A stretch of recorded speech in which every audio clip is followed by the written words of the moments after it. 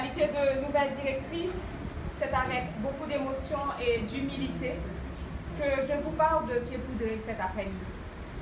Puisque quand ces jeunes artistes et intellectuels de l'époque, inspirés et épris de beauté et de liberté, au lendemain de la dictature des Duvalier, ont couvé le rêve d'avoir ce centre culturel et l'ont porté sur les fronts baptismaux, je n'étais guère moi-même qu'un bébé de quelques mois.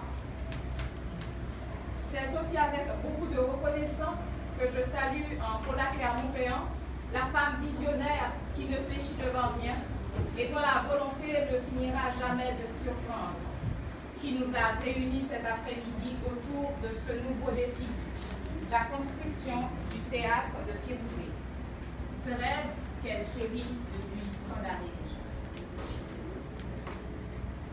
Moi, profiter circonstance pour me citer quelques réalisations que certains mettaient sous pied pendant l'année ça. Dans le domaine théâtral, dans conditions parfois difficiles, il arrivait présenter 32 créations.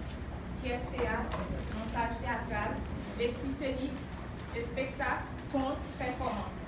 Tant pour Mémoire de l'eau et Nous gouvernerons la rosée, Le chant de la canne, Casser les eaux de Franck Etienne, Express partout, Folie d'amour, Lago Lago, à l'arrivée Timoun, à la croisée des îles, Ces mots du corps,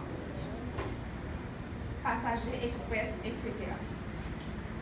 Dans le domaine lexi biblique, je mettais sous pied toute une bibliothèque qui est informatisée avec 10 000 livres et puis il y a plus passé 1547 usagers. Après le tremblement de terre 12 janvier 2010 là, je lancé un programme Le livre est dans la rue avec un minibus côté livre by Timoun qui l'école dans 4 quartiers et dans 4 communes qui tout le capital là dans tout Tabaré. Pendant que période 30 ans ça, Centre arrivé former plusieurs centaines de jeunes dans Port-au-Prince, tant pour dans ville province, dans l'animation socio-culturelle, dans le théâtre, littérature, équipé du genre, formation sous compte, vie associative, gestion financière, médiation culturelle, culture, la paix, etc. Centre arrivé mettait sous pied tout un club laitier qui un club débat qui toujours renouvelé. Dans le but pour aider les jeunes à pratiquer le livre athlétique et pour aider à développer l'esprit critique, autocritique, l'esprit tolérance et technique communication. Il développer enfin un pile contact avec l'organisation jeune en province et puis il contribuer tout dans la formation. Parlons maintenant du futur.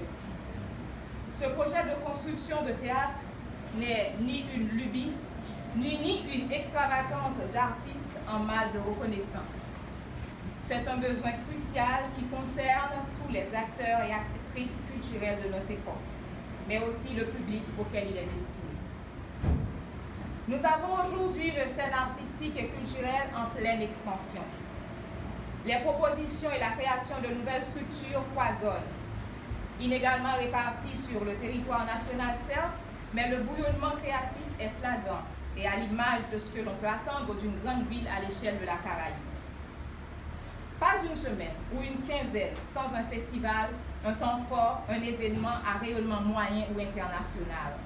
Pour exemple, à une semaine de la fin du festival du film francophone et du festival Destination Aquin, les laboratoires de Port-au-Prince lancent leur 2e édition et tout de suite après enchaînera le festival Nouvelle Vue de Signé Nouvelle. De plus en plus de jeunes investissent l'espace culturel, pas seulement en tant qu'artistes, mais aussi en tant qu'opérateurs culturels. Et leur volonté d'innover, de se former davantage et d'arriver à une professionnalisation des pratiques dans le secteur est un fait indéniable. Pourtant, nous disposons de très peu d'espaces de diffusion et surtout d'espaces de création dédiés au spectacle. Ce projet de construction d'un théâtre ne répondra certainement pas à tous nos besoins dans la matière, mais contribuera certainement à l'établissement d'une vraie politique culturelle prenant en compte toute la richesse et la diversité des pratiques artistiques de nos territoires. En ce sens, c'est un outil qui, nous l'espérons, sera pensé et réalisé avec la contribution de tous les acteurs culturels en complémentarité avec l'existant et dans la droite ligne de la philosophie et des missions de l'association, et bien sûr de son identité propre. Qu'en est-il concrètement? Grâce à cet outil, nous souhaitons nous doter d'une plus grande médiathèque pouvant accueillir une cinquantaine d'usagers à la fois. Nous disposerons d'un espace d'exposition, d'une salle de répétition et de cours de danse, de théâtre. Et bien entendu, d'un théâtre de 200 places environ que l'architecte Marie-Danielle Dauphin nous présentera en détail tout de suite après. Ce sera principalement un lieu de création, d'expérimentation pour la jeune scène artistique dans le domaine du spectacle vivant et un lieu de formation, de savoir, de transmission et d'éducation citoyenne et artistique pour tous les jeunes en général. Un accent particulier sera mis aussi sur l'éducation numérique, les nouvelles technologies qui sont un paradigme incontournable du développement de nos sociétés contemporaines. Mais ce projet ne pourra pas se concrétiser sans vous. Nous aurons besoin de toutes les lumières vives, de toutes les lampes tête bobèche pour faire un gros boucan inextinguible. Les artistes et les professionnels de la culture sont les premiers sollicités. Cet espace sera à nous, et c'est à nous de le rêver.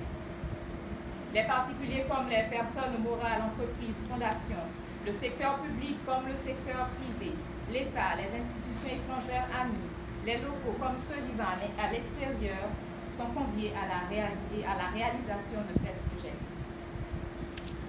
Nous remercions tous ceux qui, jusqu'ici, ont permis à la petite lampe tête gridable de pied de briller jusqu'à présent. Ceux que nous avons cités en début, ce sont des institutions amies qui sont toujours à nos côtés, particulièrement la Focale, qui nous soutient depuis le début. Donc, un grand merci, un grand chapeau à toute l'équipe, en la personne de Babette, Elisabeth, Pierre-Louis et Madame Michel.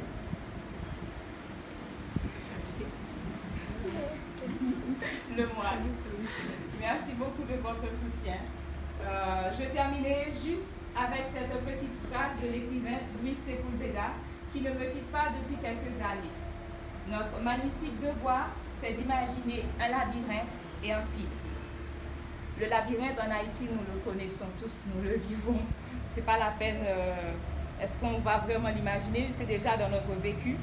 Mais le fil, le devoir d'avoir ce fil, ce petit fil conducteur, même s'il est tenu, même s'il est ténu, il nous faut l'imaginer et le déployer autour de nous pour laisser une trace, mais par-dessus tout pour guider les autres vers cette lumière que nous aussi nous cherchons. Il nous faut continuer de rêver et d'imaginer et de créer. C'est notre seule arme vers la construction d'un monde plus juste et plus équitable. Merci.